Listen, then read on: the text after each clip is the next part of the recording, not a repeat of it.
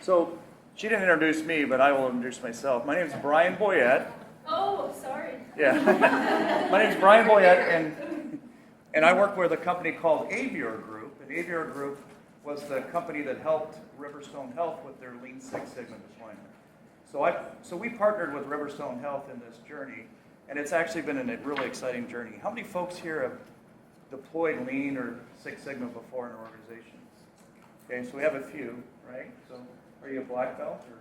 No, it wasn't that formal, but we had, through IPCA, Qualis came and taught some sort of classes at the hands-on, how do we do some of this stuff, and then we used it for some projects.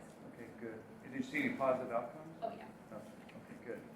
So that's what we're excited about. You know, in this world of, clinical outcomes and stuff, and, enhancing the quality of service that we deliver in healthcare, this is a nice way in order to, and Judy and Micah and Megan, Dr. Littlefield and Carol, they'll share that with you about how waste impacts the quality of care that we deliver our patients, as well as how you actually function as a resource within your organization. So I think they got a pretty good, solid presentation to share with you guys.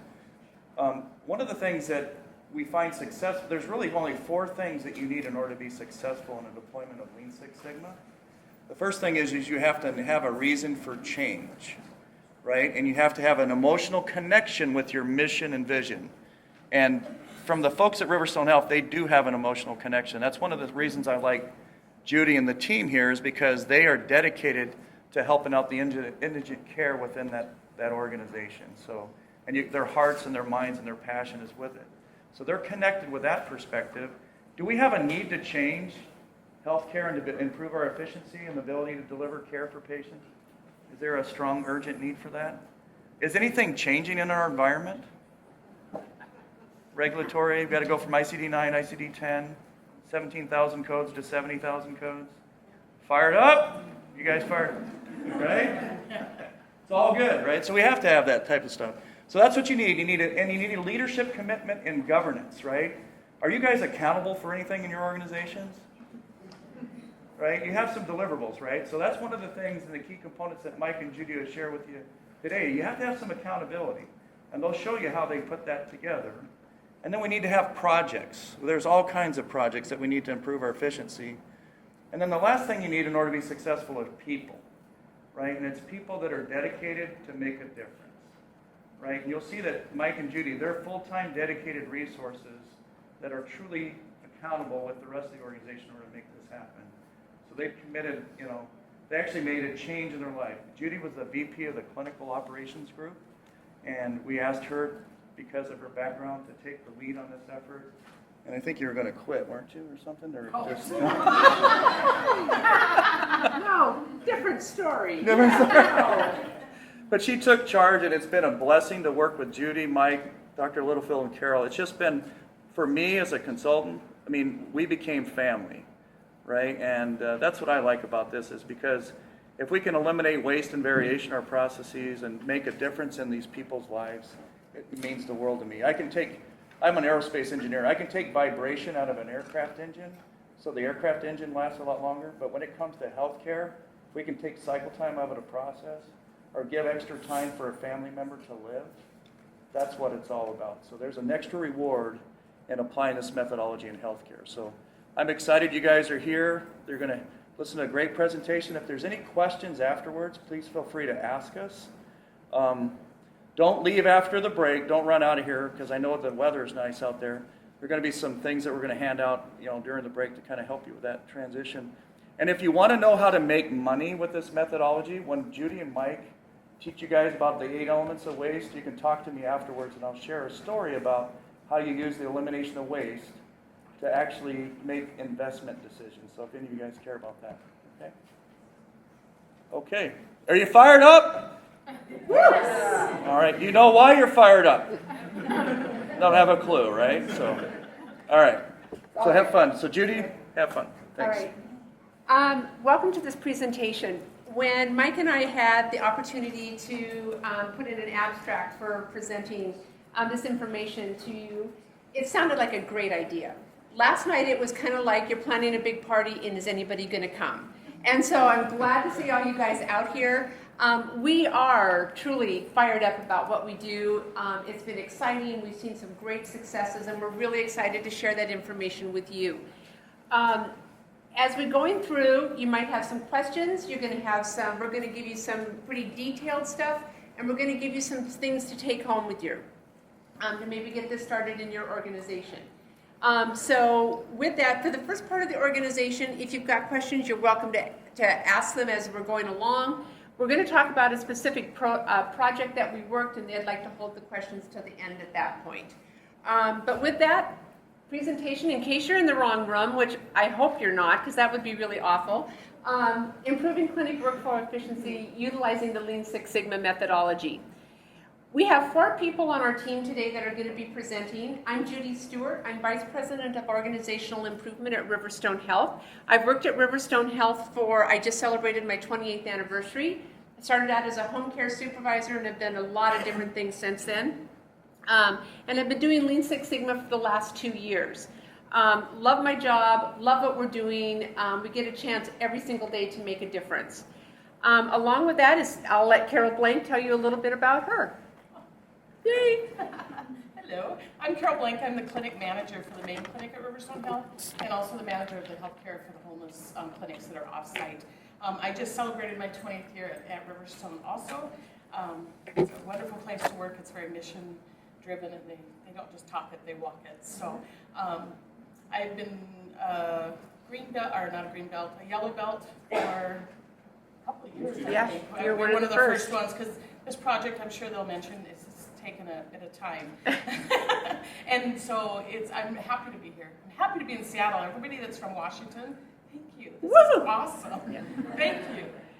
Also presenting today is Dr. Megan Littlefield. Hi, I'm Megan Littlefield. I'm an internal medicine pediatric provider, and I have been at RiverStone for 4 years. I see patients 50% of the time, so I'm 50% clinical, and 50% I'm the medical director for the clinic system there. And last but not least is Mike Testa. Mike, I've been at RiverStone for a little over 2 years. Before that, I worked for GE Capital. Before that, I worked about 10 years in the education industry. So very happy to be here. Love working at RiverStone. Feel blessed to work there. Excited to share what we do with all our members. Awesome. So, learning objectives for today. We want you at the end of the day to be able to identify the key components of Lean Six Sigma. We want you to be able to identify organizational readiness. What's important to see if your organization is ready to deploy this. And then we're going to have you develop a problem statement for a project idea in your organization. So today's agenda, just so you know where we're going. We're going to start out with what is Lean Six Sigma and why it's important to implement at your community health center. We're going to talk a little bit about how RiverStone Health successfully applied the Lean Six Sigma in our community health center, looking at improving clinic workflow efficiency, which I'm guessing is kind of an important thing for all of you sitting in the room.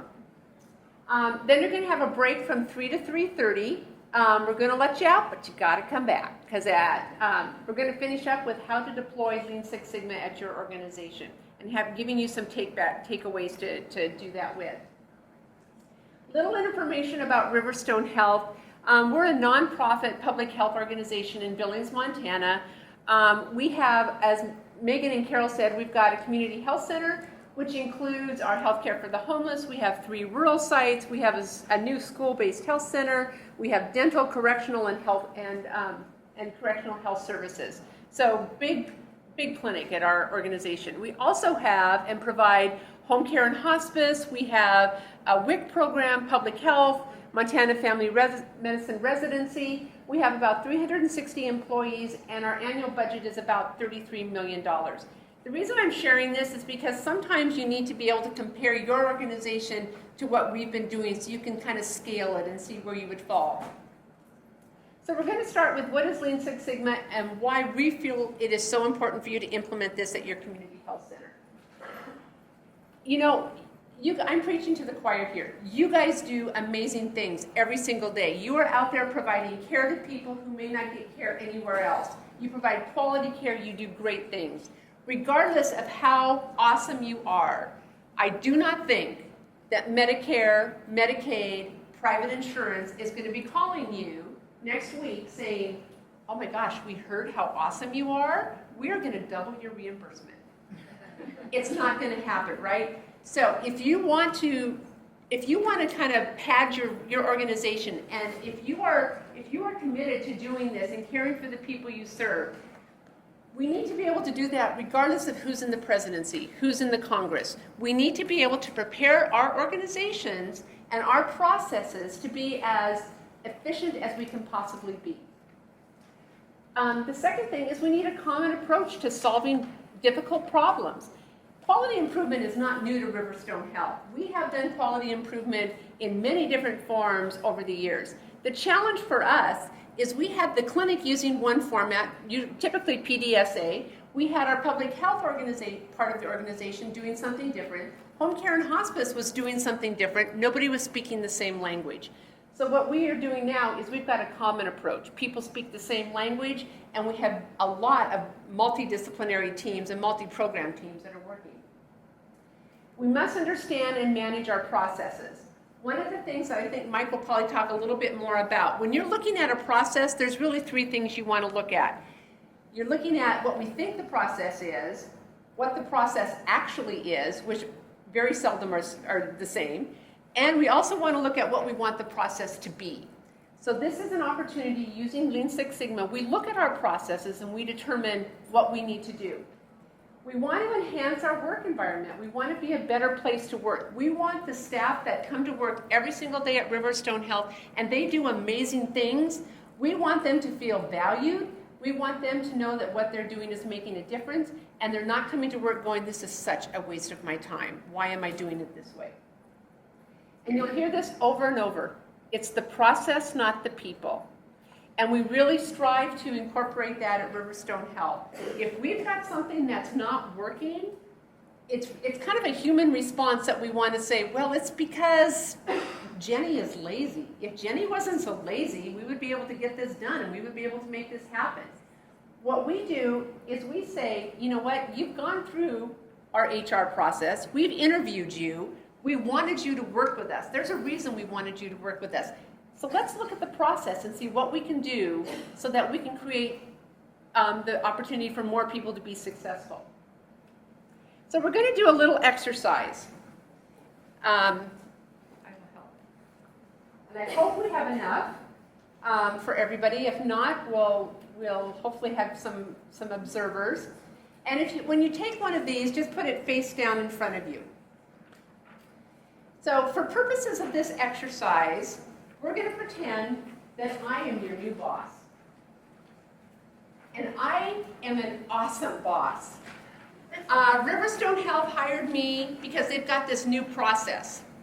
And we had HR out there scouring the best employees to come and work this process.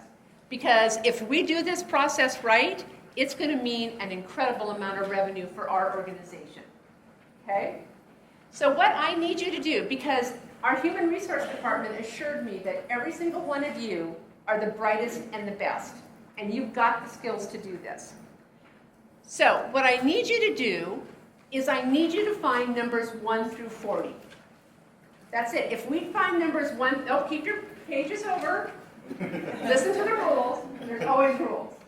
I need you to find numbers 1 through 40. A couple of things. The numbers, you have to find them consecutively. So you have to find number 1 first, number 2 second, number 3, and so on. The numbers have to be individual. So like if you're looking for number 1, you can't use the number 1 in number 13. We've had people try that. No. You have to work by yourself, no pens on the paper, and you get 60 seconds. But because I want you to be successful, I want to make sure everyone in the room has the skills to do this. Is there anyone who doesn't know how to count to 40? Everyone good with that? You're good for timing? Okay, so give you 60 seconds. Let's go make some money.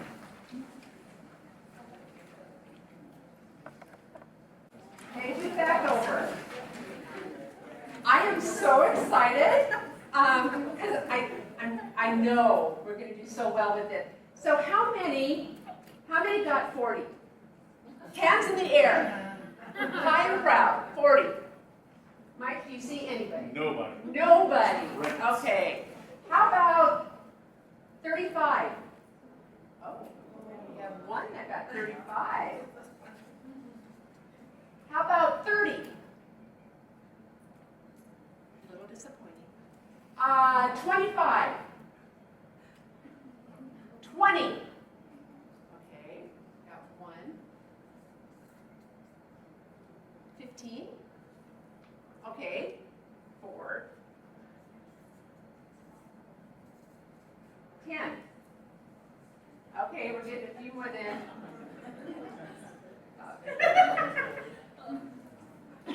Okay, and this is just really sad. Below 10. All right, there's those high and proud ones. Yeah. And I'm going to call these people out. Who didn't find number 1? Oh yeah, we've got a couple. Yeah, it always happens.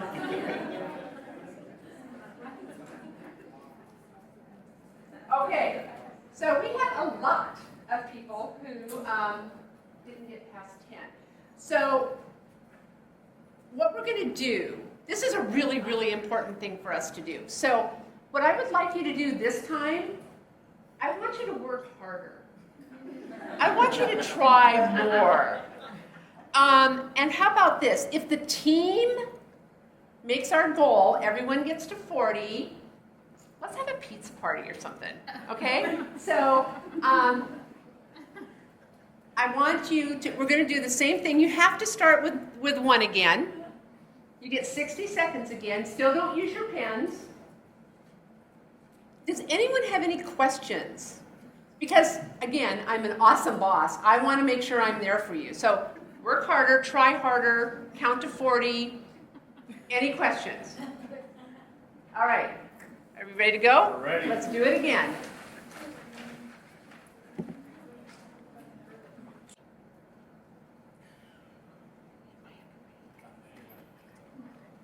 Stop, back over. Please. Okay, pages back over. All right.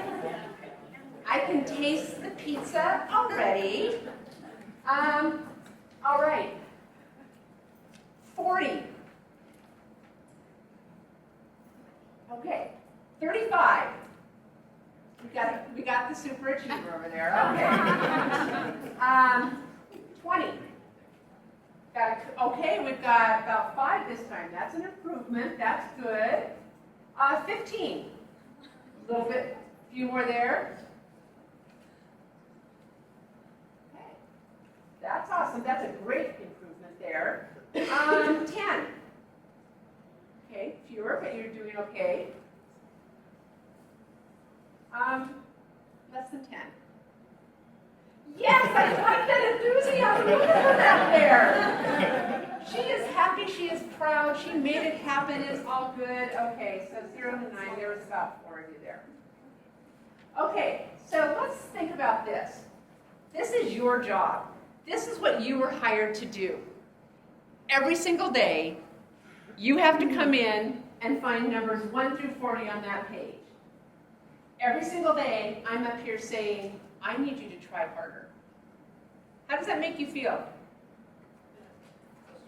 Frustrated? What else? Failure. What else? Disappointed.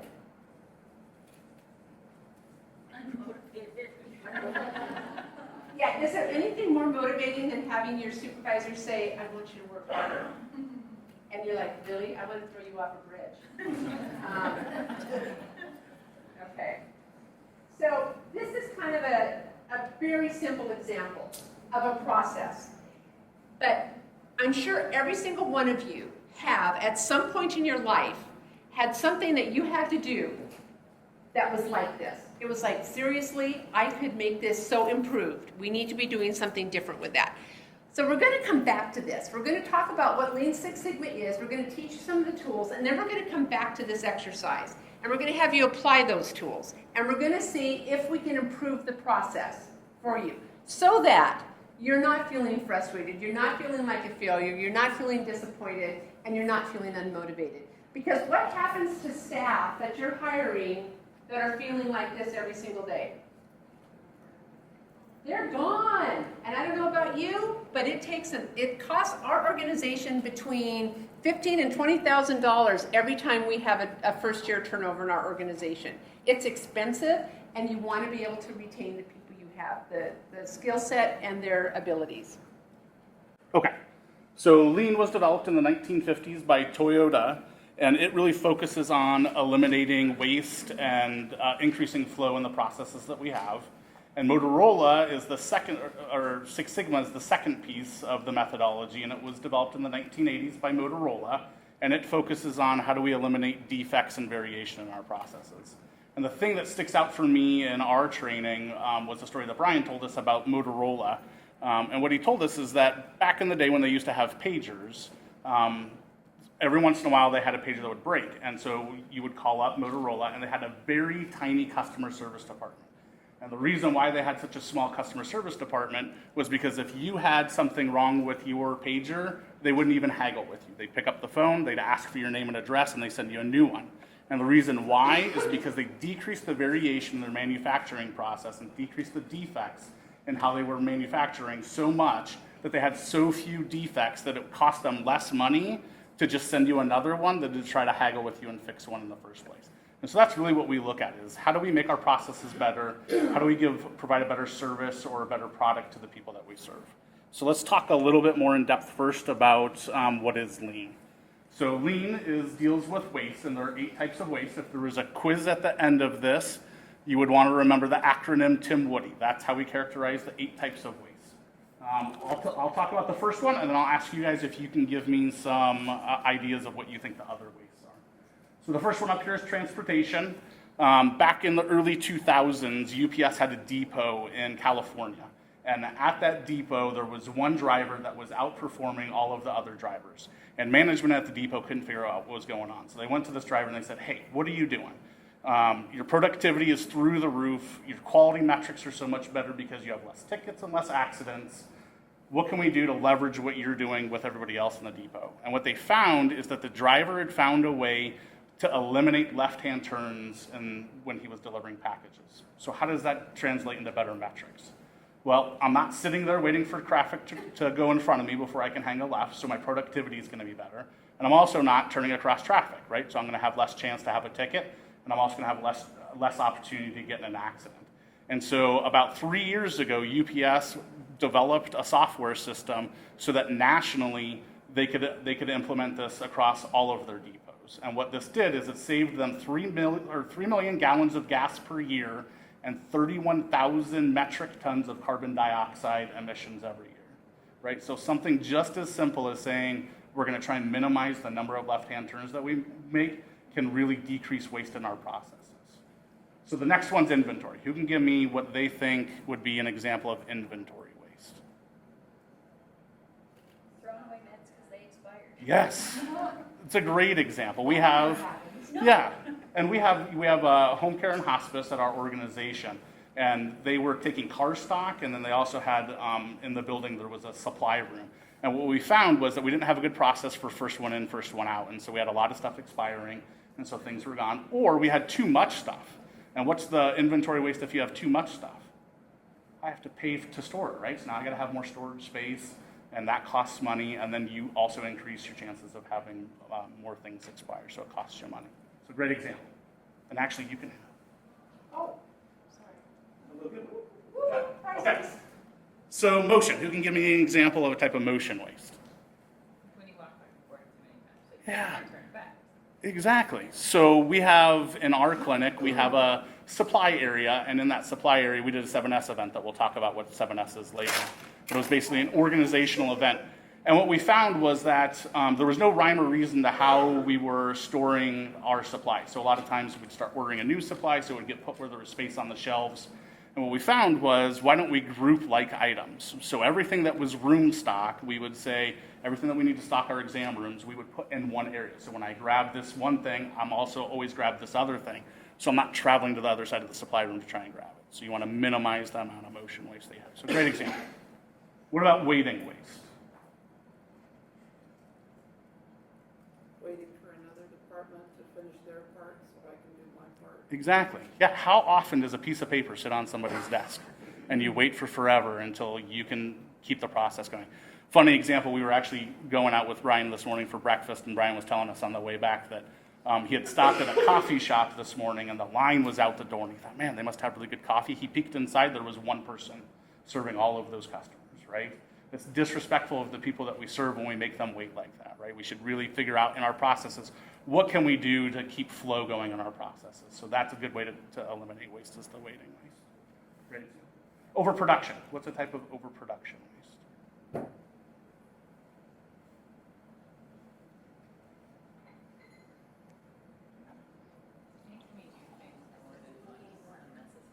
Yeah, so the example I always like to give is my wife and I went to Subway a few months ago, and we were driving around the back of the Subway looking for a place to park. And one of the Subway employees comes out was probably like a 40 or 50 gallon garbage sack full of their foot-long subs, tossed it in the garbage can, right? They produced too many of their subs, and so they had to toss them because they were past whatever their standard was for an expiration date. So they threw it away. So they produced way too many. Who do you think eats the cost on that? Do you think Subway's eating the cost on that? No. That's baked into the price that you're paying every time that you go to Subway, right? So again, it's another example of how waste is disrespectful to the people that we serve and to our customers. What about over-processing? What's the type of over-processing waste? When you do the two of the same, well, in Yeah. the same clinic, you do the same paperwork in two different, Yeah. instead of communicating. Two people are doing the exact same thing. How often does that happen? All of the time. Or what about rechecking? I do it and I pass it on to you, and you recheck what I did, and you pass it on to him, and he rechecks what you did, right? Why don't we just do it right the first time? When we talk about providing value, when we say something's value added, we want to make sure that it's done right the first time, that the customer's willing to pay for it, and that we physically change something. That's what value added is to our customers. And so we want to make sure we do it the first time, so we shouldn't have to pass that page on so a second person rechecks our work or redoes our work. So great example. What about defects? What is a defect? Something isn't done right. Yeah. What else? You had an idea too? Something isn't done to requirements. Yes. So that's exactly right. So it's outside of whatever the customer specifications are, that's what a defect is. So today it may be, I'm doing something, let's say we're looking at cycle time in the clinic, and we say that whatever we're measuring, anything over 30 minutes is a defect. Well, we may go, and next week we may say we're going to do a quality improvement project, and anything over 20 minutes is a defect, right? So it really depends on what our operational definition of what the customer needs are, and that's how we characterize what a defect is. So great job, guys. And intellect, the last one's intellect. What's intellect waste? Inexpensive staff to do data entry. Yes, right? It would be like if I had Dr. Littlefield calling all of her patients tomorrow to remind them that they have an appointment tomorrow. Is that a great use of her time? Probably not, right? So we want to look at everybody's education, skill levels, training, and we want to maximize the use of their education, skills, and training, okay? On the graph over here, you see the term MUDA in the middle there. A lot of, like we talked about, Toyota is really the pioneer of lean. So a lot of what we do we use Japanese terms, so MUDA is the Japanese term for waste. Any questions about lean? So that's kind of lean in a nutshell, high level overview. Okay, so Tim Woody, you want to remember that. Okay, so now we'll talk about Six Sigma. So Sigma is basically the same thing as the standard deviation, which is the average distance every point in a data set is away from the mean of the data set. So all you need to remember is the more spread out the bell curve is, that means the more variation we have in our processes, and variation is the enemy.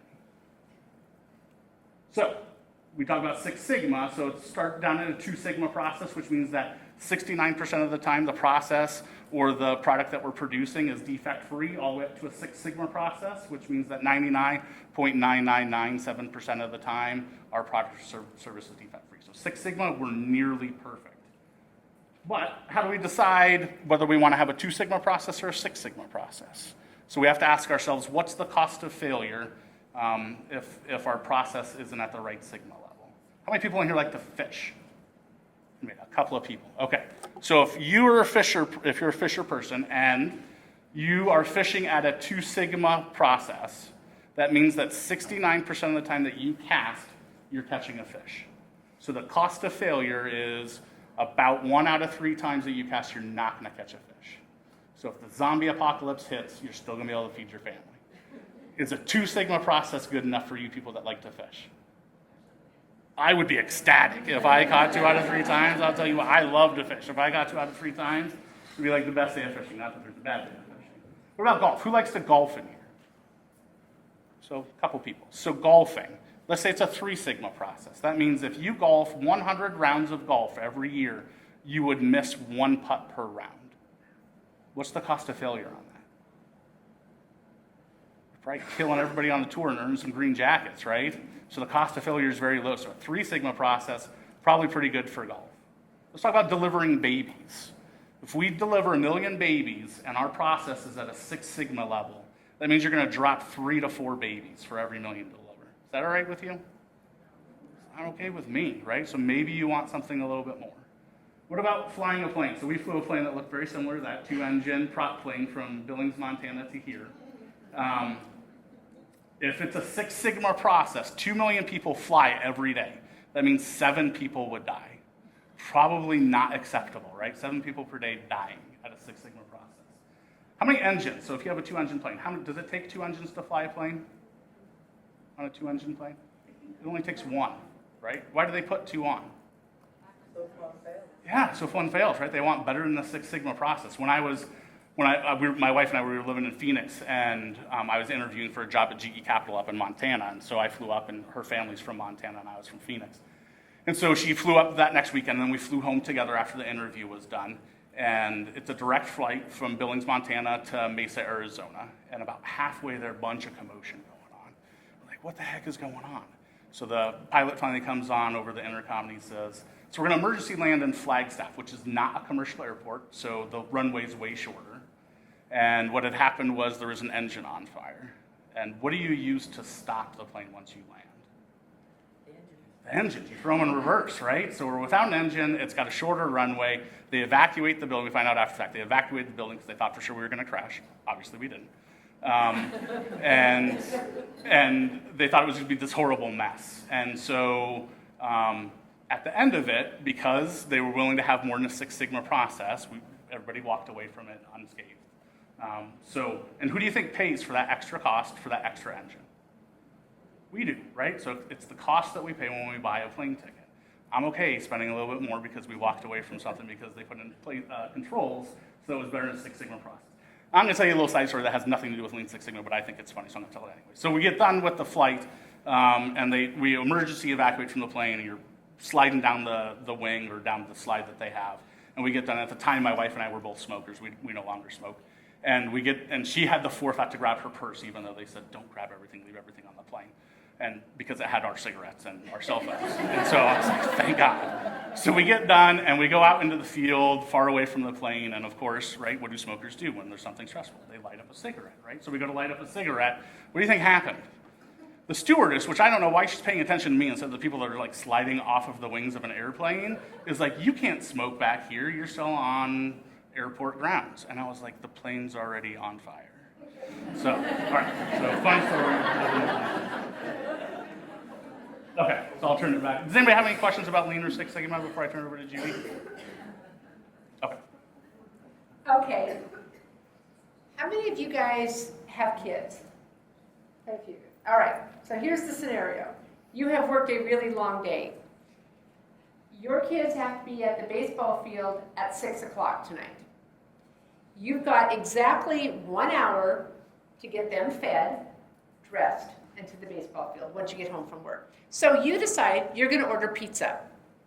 And you're going to order it from work so it's at home when you get there.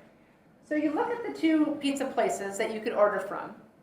Example number 1 pizza advertises an average delivery time of 40 minutes. Same for example number 2 pizza. But if you had access to the data, you would see that example 1 pizza, the delivery times vary between 10 and 80 minutes. A lot of variation. Example 2 pizza, the delivery times vary between 35 and 45 minutes. Which pizza place do you want to order from? 2. Why? That's right, that's right. And every once in a while we'll get somebody who'll say, I'll do number 1 because there's a chance I could get that in 10 minutes. But most people would do number 2 because it's the decreased variance and you are able to get that pizza, well, you can depend on it. Oops. So this is bell curve descriptions of both of those pizza places. So you've got pizza place number 1, and you can tell this bell curve. So every single delivery time falls into this bell curve. The average is 40. Example number 2 pizza, same thing, average is 40, but their bell curve is much tighter. And that's what we try to get to with Lean Six Sigma. We try to get that variation decreased, and because it's really difficult to move this process when it's so widespread, it's much easier to move this process and make an improvement as far as any sort of cycle time. And the important thing is, customers remember the variation, not the average. So if you in your clinic say, we can get you in and out in 30 minutes, and I'm at home or I'm at work and I'm like, I don't feel all that good, but they advertise they can have me in and out in 30 minutes. And I go there over my lunch hour because I know I can get in and out in 30 minutes, and I'm there 3 hours later. Who do I tell? And do I tell them that they advertise they could get me in and out in 30 minutes? No, I say it took me 3 hours to get in and out. So customers remember the variations, not the averages. So I have a long background in nursing, social services, that sort of thing. And when I look at the term entitlement, it always before had a different connotation to me. That entitlement meant to me that somebody expected something, or that I was there, put on earth to help them, or something like that. In Lean Six Sigma, the theory of entitlement means that we do the very best we can do every single time. So if you go back and you look at the pizza example, if I was owner of this pizza place and I wanted to look and apply that theory of entitlement, I would say, what are we doing here to be able to get pizzas in and out in 35 minutes? And how can we do that every single time? Because that puts you ahead of your competitors then. It's kind of like what UPS did with their, when they looked at that driver who said, what are you doing? And how is your productivity so much better? And this really is kind of the basis for Lean Six Sigma. And that is looking at the people who are successful in what they're doing and asking them, why are you successful? Why is it that you're doing something and you're doing it really well and being very productive, but the person sitting next to you isn't? And we have to be able to ask the question and we have to listen to the answer. And then we need to be able to apply those suggestions. So Lean Six Sigma utilizes a 5-phased approach to solving difficult business problems for the last time. And there's a couple of important words in there. The first one is the difficult problems. If we've had people say, gosh, we've got a great idea for a Lean Six Sigma project. If everyone turned off the lights when they left the room, that's going to save us money. We don't need to call a bunch of meetings and pull a bunch of people together to do that. That's a just do it. That's not a difficult problem. That's a great idea. Let's implement that. Difficult problems are those big problems, the ones that you have been chewing on for years and not gotten any emotion on. And so that's what Lean Six Sigma does. The other thing is we want to solve them for the last time. And we do that by putting in another phase of the problem-solving approach. So our problem-solving approach is called DMAIC. We've had people call it demonic. It's not demonic, it's DMAIC. And just because we don't have enough acronyms, this is the new one for your vocabulary today. What it stands for, the D stands for define. You want to determine what the problem is. Now, this seems like a relatively easy part of the process. It's never easy. If you pull the right people to the table and you're looking at them and figuring out how we can best solve the problem, sometimes this is the longest part of the process. because people have to be on the same page, working the same problem to get the best results. The second phase is measure. We want to go out and we want to collect data. We want to see what the actual problem is. So if you've got people coming up to you saying, this happens all the time, everyone's talking about that. Before you start solving the problem, you need to be able to figure out what that data is. When you say everyone's doing this, what is the percentage of people that are doing this? If this happens all the time, does it happen 10% of the time, 90% of the time? Because it will help lead where you're going. The third part is analyze. You're going to gather the data and then you're going to analyze it. And you're going to look at it and you're going to see what is it telling us. This, I think, is one of the, when you're going to hear about the clinic workflow efficiency project, I think this is one of the best things that they did. They looked at that data, they analyzed it, and actually switched directions of where they were going based on the data they collected. Next part, and this is the fun one. This is improve. I stands for improve. This is the one, when people come together for that first meeting, this is what they want to do. They've got all kinds of ideas. They know exactly what the problem is, though no one agrees on the problem, and they want to improve it right away. And it's really hard for people to kind of hold off until you've done all of these other phases. But when you've done all these other phases and put in the groundwork, you know you're going to be improving the right problem. And you're going to be making the changes where you want to change. And the last one is probably the one that sets us apart from any other methodology, and that's the control. Every project we work has a control plan, and that allows us to not have to keep coming back and redoing this project over and over and over. One of the examples that I love is we work with one of our hospital systems in Billings is Billings Clinic. And they also utilize Lean Six Sigma, and they utilize the same consultant that we do for their Lean Six Sigma. And one of their first big projects is they wanted to decrease their inpatient time by a half a day. Save the hospital a ton of money. And they were successful in doing that. It wasn't an easy project. It took them a long time. They got through it. They decreased the inpatient days by a half a day. What they did, which was critical, is they put in a control plan. They had somebody that was monitoring that inpatient data on a monthly basis and looking at it. And what they eventually found was that number was starting to creep up again. But not waiting until they totally lost all the good that they did, they pulled the team together again, looked at what was going on, made the changes, and that number started dropping again. So this control plan really is what sets us apart. So we're going to give you an example of how to apply the DMAIC process. I'm going to give you the problem. We're just going to assume that this is the problem for time. We're going to define the problem, and the problem is we do not know how many F's are in the paragraph that you're going to be seeing in a little bit later. That's all we have to do is we as a group have to determine how many F's are in this paragraph. There's no tricks. They're not like weird F's. They're just plain F's. So what I'm going to do is the paragraph's going to come up and you're going to have 60 seconds to count how many F's are in the paragraph. Okay? Any questions about that? Okay. So, define, we don't know how many F's are. Measure, we're going to do right now. I'm going to have you count the number of F's.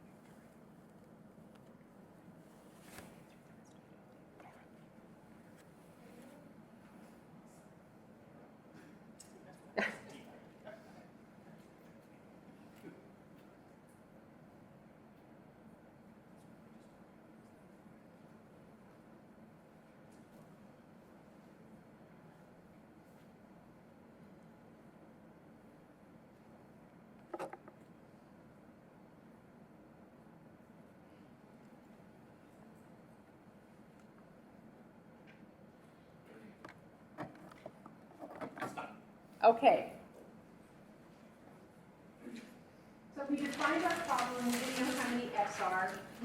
our problem, which we're going to get the information on now. How many people in the room found between 22 and 24 Fs? 7, 8.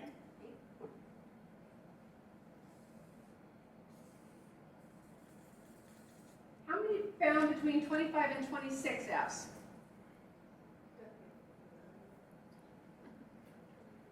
12.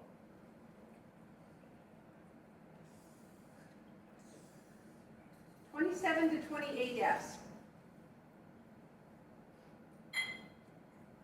10.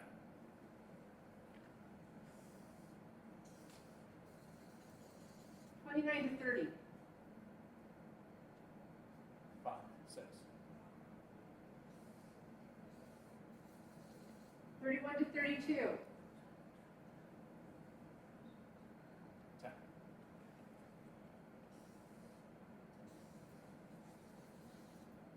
33 to 34. 3. 35 to 36. 9. Anybody going to find more than 36? I hope not, there's 36. Okay? So, if you look at this, and you do a bell curve of this data, the average is going to fall right about in here, about 29. So if every one of those Fs you left sitting on the table cost your organization $100,000, would you be okay with saying, there's 29 S in the paragraph? No. So this is, again, you can't look at the average. You need to look at, where we're at. And like I said, it was 36, the total. So, who was, again, the hands who found 36? Okay. What did you do? How did you find 36? I mean, every time you see of, I know a lot of people just pass right over it. That's right. The human eye, our brain sees ofs as Vs rather than Fs. So, we defined our problem. We didn't know how many Fs were there. We measured our problem, and we analyzed the data. Now we're going to improve. What is it that we could do with this process to improve so that everybody in the room were able to find 36 Fs every single time? Stop reading it, just look for the Fs. Just look for the Fs. That's a great idea. What else? Bold on the color. You could bold them, make them bigger. What else? Yep, you could highlight. What else? In alphabetical order. Alphabetical order, yeah. So think big. You need to know how many Fs are on the page. Yes, you can take out all the rest of the letters. And then you're just left with Fs. Now, one of the things that you would want to do before you did that is you would want to go and have everyone who touches the process at the table. Because what you don't want to have happen is the people who use the M's to come to you at the end of 3 months and say, where are the M's? I need the M's for this grant report. And you're like, I'm sorry, we got rid of the M's. We didn't think we needed them. So you need to make sure everyone is at the table for that. So we analyzed how many F's, we improved, and that really was that theory of entitlement. Going to somebody who did really well and say, what did you do so you can teach the entire team? And the control, how do we maintain the improvements? Basically what you did by eliminating all the other letters is you've automated the process. So what you're doing now is you're not spending time on this process, you're off doing something that's worthy of your time and value added. So define, measure, analyze, improve, and control. So if we were to go back to the numbers exercise, so you've got the numbers exercise in front of you. What are some of the things that we could do to improve this process so that you could find numbers 1 through 40 every single time? Put them in the same font. Put them in order. All good ideas. Same size. Excellent. So this is what this, oh, go ahead. You could eliminate all the numbers that were above 40. Yes, yes you could. So this is what it looks like. Okay, so this is what your project looks like now. This is if you moved them all and made them all the same size. It's still a nightmare. You're putting them all the same direction, which is easier. You're eliminating all the numbers from 1 through 40. What would be the next one? There you go. You've automated the process. All of a sudden, you're no longer spending time frustrated, angry, whatever, ready to quit your job. You're off doing something value added. So, implementing Lean Six Sigma at your organization. We're going to talk a little bit about our journey with that and giving you some ideas about how to do that. This is our president and CEO, John Felton. John really was, he will be the first to tell you, this is his rock he pushed up the hill for years at our organization. And he really felt that in order for RiverStone Health not only to survive but to thrive, that we really needed to do this. So he went to our board, talked to them, got them on board. So our senior leadership was all ready to go with this. But he really feels like we needed to insulate ourselves from whatever was happening in politics to make sure that we were still able to follow through with our mission, which is to improve life, health, and safety for the people we serve. So how to begin? There's a number of ways that people begin implementing Lean Six Sigma. There are online trainings that you can go to and become a yellow belt, a black belt, those sorts of things. You can go on site to places that hold 2-week seminars that help you get that certification. There's a lot of books out there. You go to Amazon and you Google Lean Six Sigma books, they're everywhere. You can do what we did, or you can hire a certified black belt, somebody who already has the experience and the certification to come into your organization, or you could take the route that we did, which was we hired a consultant. And it started with, they did an RFP. We looked at a number of consultants that came in and said that they could provide these services. We actually interviewed with each one of them, and one of the big topics we talked about is, could I work with this person over a long period of time?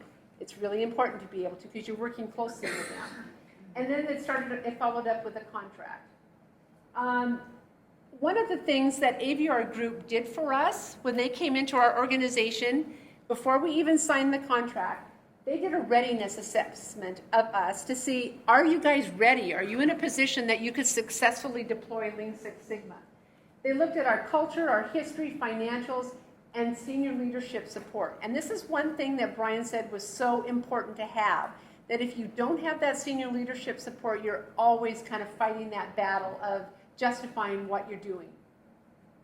And this is the report that they came back to us on. You can see on the far side is the very ready, and the one is the not ready. We weren't perfect. We absolutely had some things we needed to work on. But what the AVR Group did for us is they identified what we needed to work on, which, our resources supported infrastructure, our process management improvement knowledge. Those are the things we knew we needed to work on if we were going to take this forward. The stuff that we had in place, we had some good change drivers, and we had a culture that was supportive of this change. So, deployment success factors. You look at strategy, focus, and project, training, engagement, and people development, and deployment maturity. So the first one, the strategy, focus, and project selection. We created this as an organizational initiative. What we didn't want to do, our two biggest programs are really our clinic cluster and our home care and hospice. And they had a lot of projects. We could have just worked with those two groups.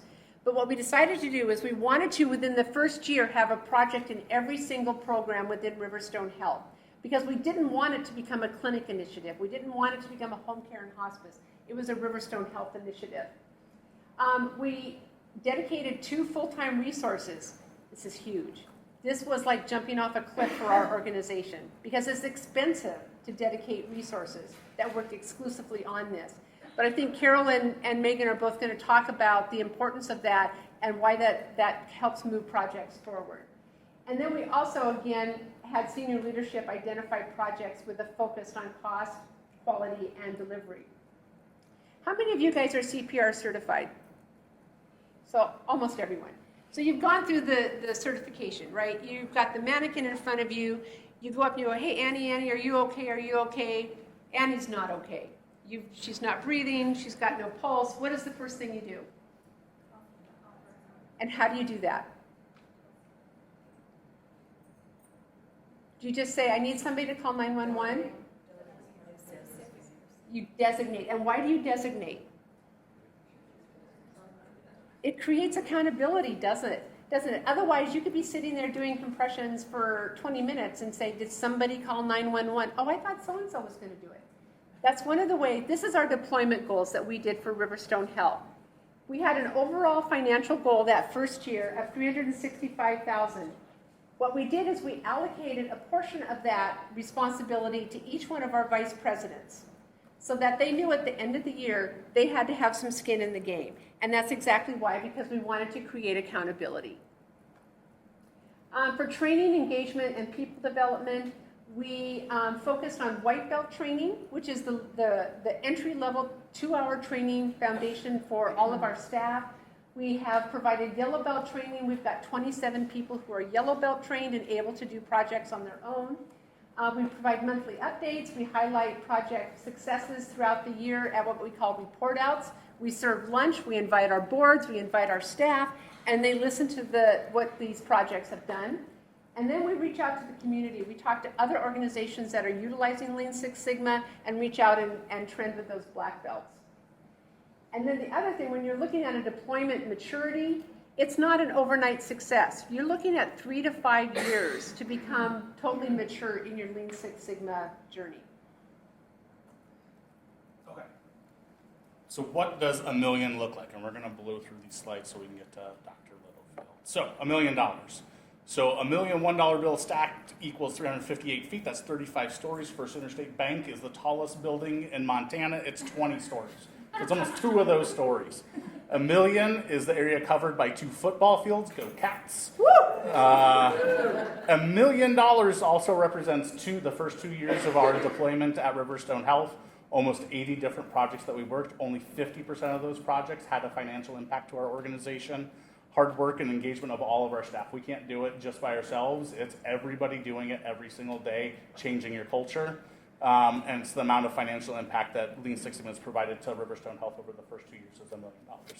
And so, to show you how that works, I'm going to introduce Dr. Megan Littlefield to talk to you about one of the projects that we've worked on. Okay, thank you. Just to give you a little bit of background on how we chose this project. So like many of you, we had been working on how to improve clinic efficiency, I think basically since the health center was formed.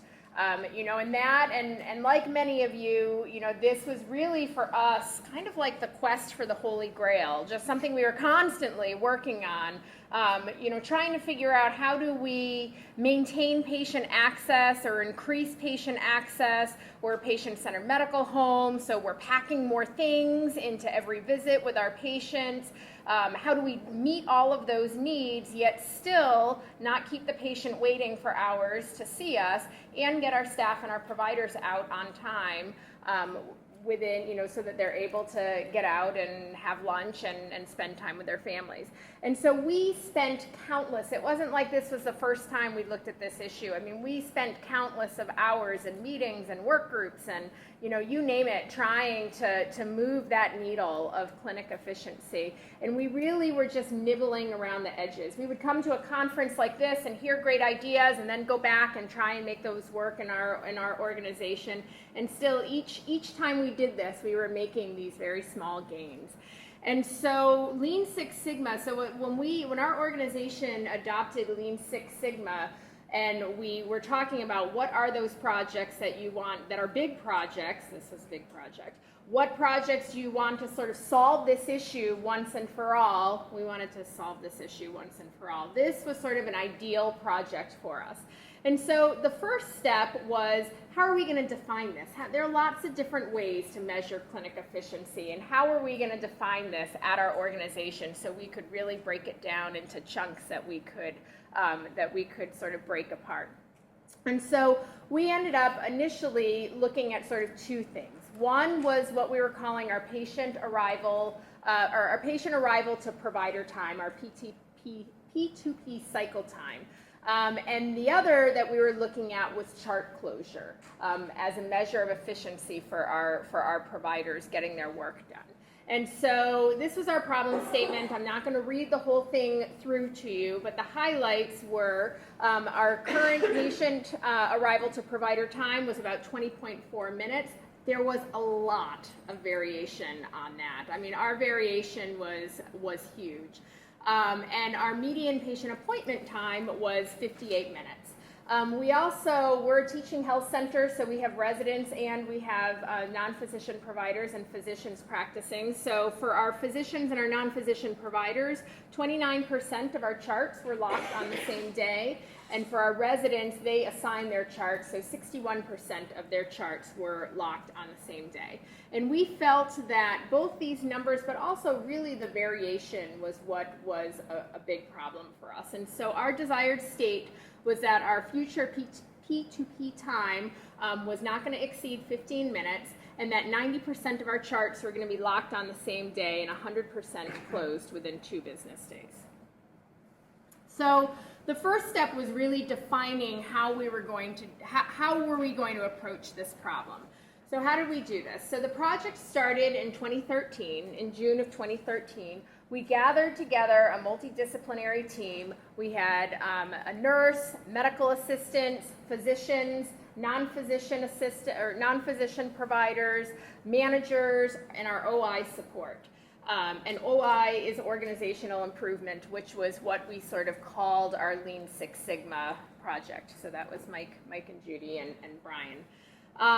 We made sure in this group that we had both people who had been at RiverStone for a number of years, so who had that historical perspective on why we were doing things the way that we were doing, but also people who had been in other systems so that we could really bring in sort of new ideas and a fresh look at how we were doing things.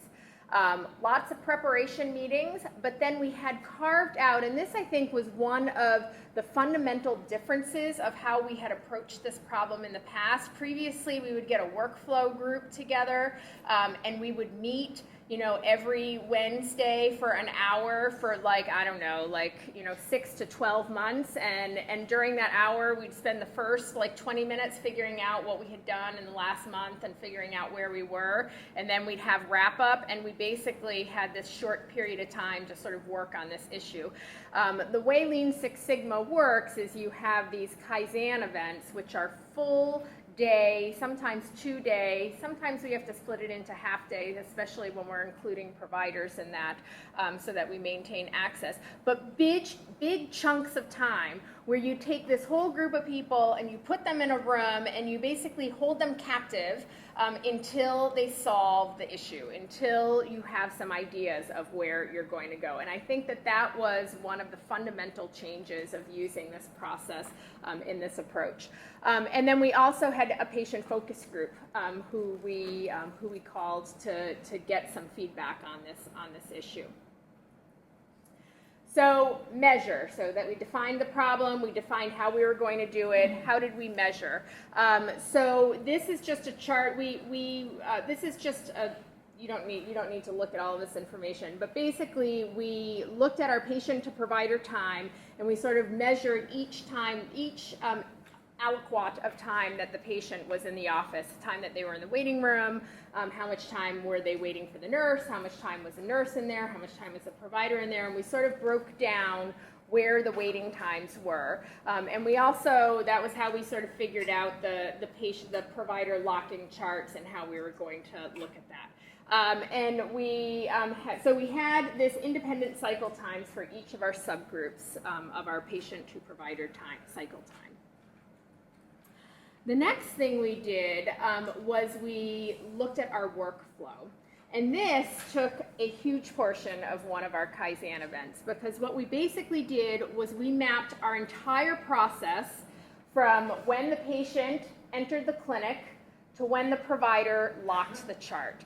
And we mapped out every single step of that process. There were 17 different decision points in that process, and this is for every patient, right? Every patient that comes into the clinic. 17 different decision points. There were 86 different process steps, and 52% of those process steps were falling on the provider.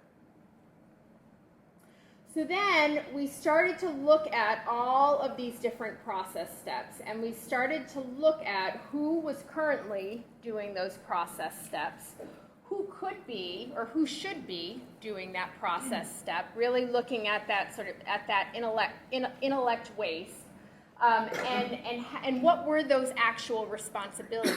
So really, who was the best person to do every single task that we had mapped out in our flow process?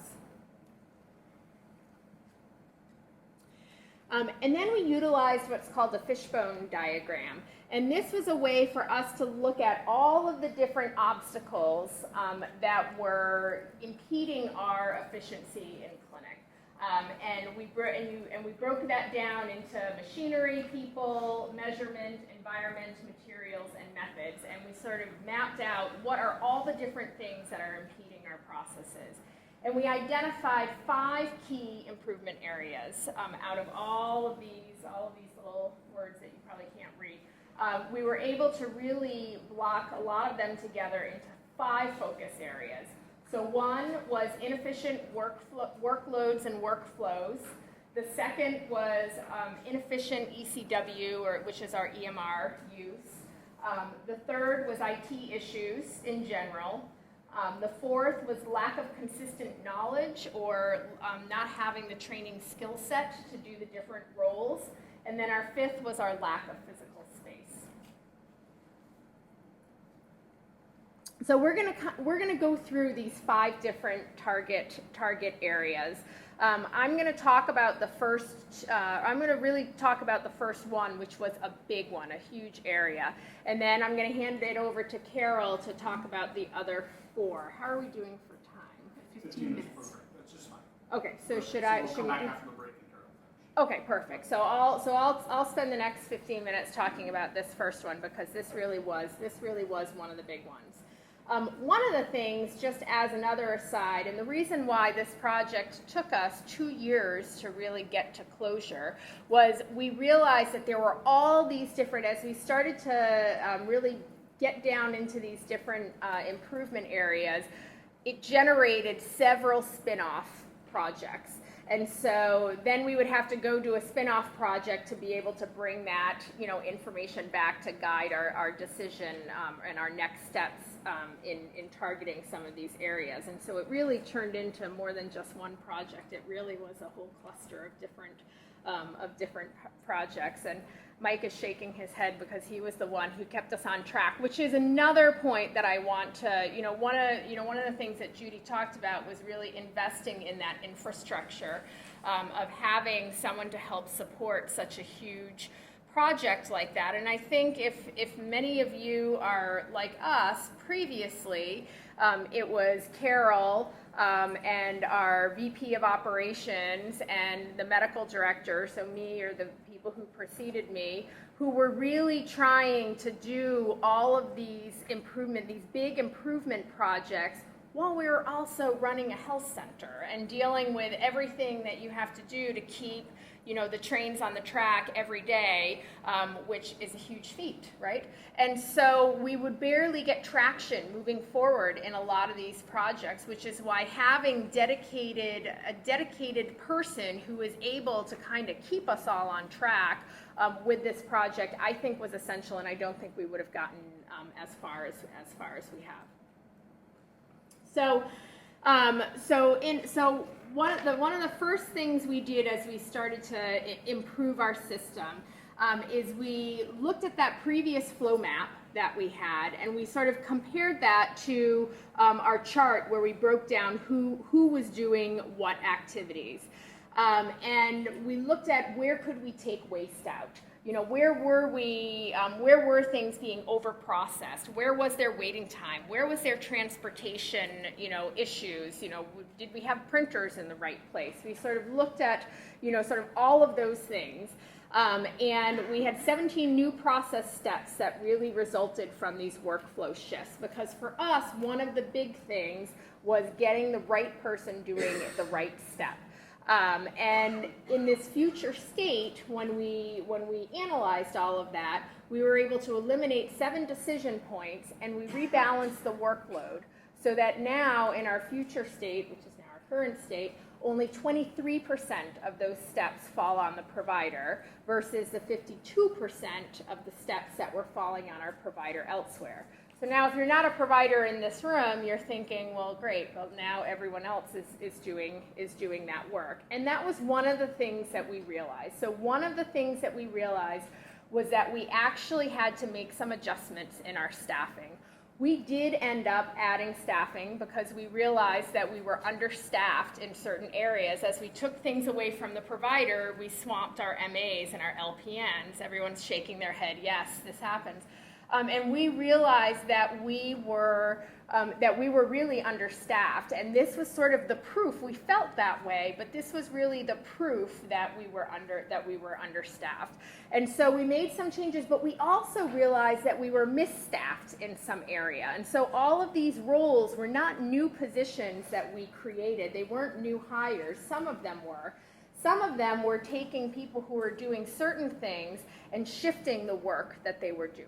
And so the different roles that we created what we call a pre-visit chart prep role. And so this is either a medical assistant or an administrative assistant who previews all of the provider's charts prior to that session of seeing that patient to make sure that if it's a patient coming back in for lab follow-up, that they've had the labs drawn, or they call the patient to make sure that the patient comes in for those labs. If they're coming in to follow up from a referral, do we have the referral note? Because I, as a provider, what was happening before is we were either getting to that session and I was like, I need the GI note for this patient. They're coming in to follow up on GI and I don't have the GI note, so we need to get the GI note. And then it sent everyone into a tizzy trying to get that in the moment. We were getting that done ahead of time. It also was a way for us to really highlight what care opportunities were missing on the different patients. So who needed care, who needed pap smears, mammograms, how can we get some of that stuff done ahead of time before the patient comes in. We also created a care coordinator position. And so the care coordinator, these folks came out of our outreach and enrollment. So we had gotten a grant for outreach and enrollment coordinators, and so they were working on the health insurance, getting people signed up for the health insurance exchange. We hadn't expanded Medicaid until recently in Montana. But in theory, they were going to be the ones to get everyone enrolled in Medicaid, and now they will, hopefully, if everything goes through. But what we realized was, in addition to helping patients to get signed on to these new insurance plans, there was so much more that those patients, if those patients were needing health insurance, they often were needing help with accessing transportation, getting charity care set up at the hospitals, finding child care for their kids so that they could come in for appointments. And so we expanded that role of those outreach and enrollment coordinators to not just look at what insurance plan can we get you signed up for, but what are all the other social determinants that you need help with. And we also made them available so that they were available in clinic when they weren't out in the community, so that if I was seeing a patient who needed a nebulizer who was uninsured and we needed to jump through the 50 hoops that we have to get a charity nebulizer machine from our oxygen supply company, instead of my medical assistant going offline from getting our patients roomed and making all of those calls, this was another person who could step in and do those things for us. We also changed so we have both medical assistants and float and LPNs. And so there are some things that our medical assistants aren't able to do for the provider, administer medications, administer vaccines. And we also realized we were in a one-to-one, so when a provider's in clinic, they have one dedicated medical assistant that was working with them. And we realized that just was not enough manpower to support that provider. But we didn't really have the resources to give every provider two medical assistants or LPNs in clinic. And so we created this float. We're a pretty large health center. We have 40 different providers, but we're a teaching health center, and so many of them are residents. So at any given time, we have anywhere from 10 to 12 providers seeing patients in our clinic, and we're divided into 3 different pods. And so we created one float LPN for each of the pods. So that float LPN is working with 3 to 4 different providers at any given time. But they helped to manage the overall flow of those providers to see who was falling behind. Did patients need to be shifted to another provider? And they were doing vaccines, and they were also just that extra pair of hands. So as a team is falling behind, this float LPN could step in and help get that team sort of back on track for the rest of the session. We spent a lot of time teaching agenda setting, both to our providers, but also to every other member of the staff, because that agenda setting for appointments really begins at that first phone call in to schedule the appointment. And so we did a lot of training with agenda setting. And then we made a lot of small, sort of little changes. And then this was the big one. So we made a huge template change, and this is where, when I've talked about this to other people, people really, are in awe at how we did this. So we previously had 20-minute appointment slots, and we changed to 15-minute appointment slots. And I know all of the providers in here are like, how in the world did you do that? And the reason why we did this was because we wanted to eliminate what we call work-in patients. And so let me just sort of quickly explain to you what that work-in system was for us. So we see patients in 4-hour blocks. We were seeing patients for 20 minutes, 20-minute appointments. We have our first appointment slot is carved out as a huddle time. Our last appointment slot is carved out as a wrap up and get everyone out of the health center on time. That left us with 10 appointment slots for each 4-hour period. Our goal is for our providers to see 9 to 10, 18 to 19 patients in a day is where we really want our providers to be, to have that access for their patients, 18 to 19 patients a day. If you're only scheduling 10 patients, we have a 15 to 20% no-show rate. We've worked on that in a lot of different ways. We have not pure open access, but sort of a hybrid open access. And even with hybrid open access, we have about a 15 to 20%. The numbers don't work. You can't schedule 10 patients, have a 15 to 20% no-show rate, and end up seeing 9 to 9.5 patients at the end of that session. Those numbers just don't work. So we had this system called a work-in system, and what that was if patients came in and there wasn't an open spot, they went on to a work-in list. If I was seeing a patient and I was supposed to have someone there at 9 and it was 9:05, the front desk would assume that patient was going to be a no-show, take someone else off that walk-in list, and put them onto my schedule. And then my medical assistant would run at lightning speed to get that patient out of the exam room and down into the room so that I could see that patient. And really, I would end up with 10 or less minutes to see that patient, who I often didn't know, and everyone hated work-ins. So as we went through that process and looked at all of those process steps, what we realized was it was well, this is what's supposed to happen, unless you have a work-in, and then everything's thrown into chaos. And we realized that across the board, from the providers to the MAs to the LPNs to our clerks at the front desk, everyone hated work-ins. We had to figure out how to get rid of them. It was disrupting provider-patient continuity. We were trying to see complicated patients who you didn't know in this short amount of time. Our flow, you could never count on what your flow was going to look like, because it was this surprise about whether you were going to get a patient or have a few minutes to catch up. Huge variation, highly unpredictable. Huge staff, huge patient dissatisfier. That was one of the things that sort of came out of the patient focus group. So in order to get rid of those work-ins and to not just overbook, because that's the other way, right, that we tend to handle those no-show rates, is we overbook. We try and say we're going to see 2 patients at 10 o'clock, and we hope that one of them doesn't show, but they always show. When you schedule 2 of them at the same time, they always show. Then even your patient who has a 50% no-show rate shows the day that you have another person booked at that same time, right? And so we realized that we had to increase our capacity in our schedule to at least 12 patient slots.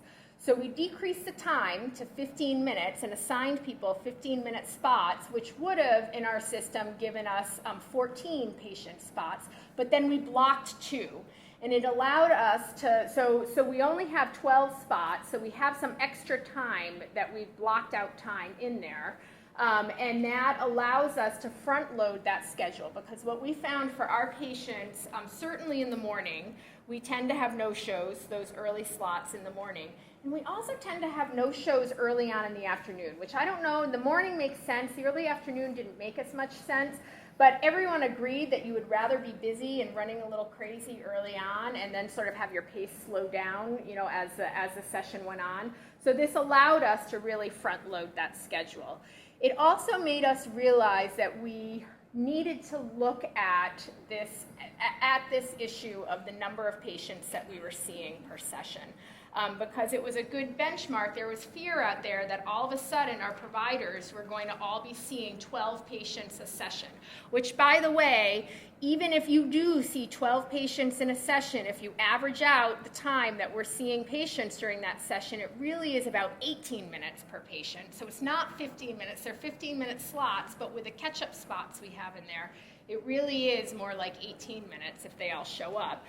But there was this huge fear that all of a sudden we were going to be seeing 12 patients a session, and that it was going to be sheer chaos and all of our providers were going to walk out. And we didn't want that. I certainly did not want that. And so we decided that we needed to actually look at how many patients we were seeing. And so you'll see it in our wrap-up slides that we added that on as a measure. And we also realized that the charting time was going to require some other work. And so we actually have another side project that we're working on right now to improve efficiency in charting. What time is it? 3. Perfect. And so, yeah, let me just, yeah, go ahead. So, are you doing 3 15s and the last 15 is for catch-up? No, so we thought about doing that, but we actually just put, we have, and I can't remember, we've changed the schedule a little bit each time, but I think we have either 4 or 5 15-minute slots first front-loaded, and then you have a block. So then there's a block in the schedule that's sort of a catch-up time, 15 minutes. It's just one appointment time. And then there's another block later on in the schedule. And the other thing that we did with the schedule, which I don't think we talk about here, is we really anchored, so we always had sort of a hybrid open access. We have about 50% of our provider slots you can schedule ahead of time. Roughly 50%, maybe a little bit less. And then 50% of the spots are, you can't be scheduled until you're 48 hours before the appointment. But in that, we have about 20%, 18% of those spots that can't be used until that same day. And so those spots don't open in a provider's schedule until that day of the patient visit. And so, just one more thing, I know you're standing up, I feel like I'm in the Academy Awards and the band is starting to play. I know, just wait 1 minute. And so, you know, this was such a huge change for our practice. I mean, it really was a huge change, and I knew it was going to be a huge thing to get providers and staff to sort of agree with. And so one of the things that we did was we did a pilot project. And I was the first guinea pig because I was in this group and I was skeptical too. And I was like, I'm going to give it a try. So we rolled this schedule out just with my schedule. And I was amazed at how well it worked. It really seemed freakishly abnormal that it would work as well as it did. But I think for us, eliminating those work-ins and those overbooking patients was huge to sort of the sanity and the pace of our session. But still, no one believed me. And so then we actually had another round of pilot, we had a second pilot project where we pulled some of our most skeptical, really, we took the most skeptical clinic providers who were insistent when we talked about this that what was going to happen was we were going to force everyone to be on this schedule. It was going to be a miserable failure, and administration was just going to say, suck it up. Figure out how to make it. That was the big fear, was that it really wasn't going to work, but we were going to say do it anyway. And so we took those most skeptical people and we had them do the pilot project, and it worked for them. And then they became our, some of our biggest champions as we moved forward. Do you use scribes? We do not. But that is part of one of the spin-off projects that we're sort of talking about that possibility. So if anyone's using Scribe successfully, come tell me, because I'm interested in sort of hearing about that. You do? Okay, you and I will talk. So we're going to stop here and take a break, but there's more. There's more to what we did that is really exciting. So come back. So come back and then we'll answer all the questions.